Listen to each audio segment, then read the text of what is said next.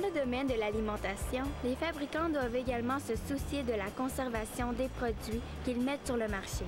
Pour cela, ils ont recours à l'utilisation de barrières synthétiques qui nuisent plus souvent qu'autrement au recyclage de leurs emballages.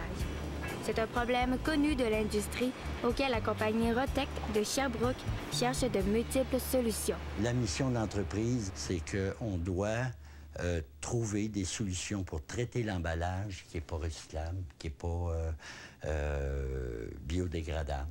Alors, on ne fait que ça. On ne travaille que sur les emballages, à trouver des traitements barrières.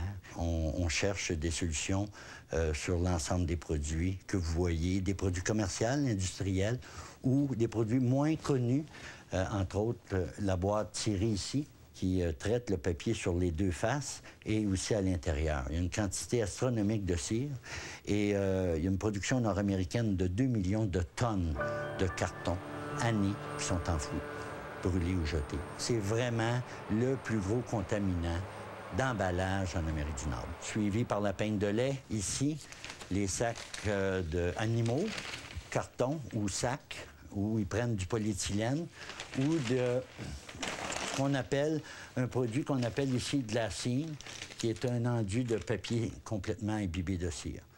Alors, c'est très bon pour l'emballage, mais difficilement recyclable parce que ça va contaminer tout le système. Ce que Paul va faire, il va prendre une de nos enduits.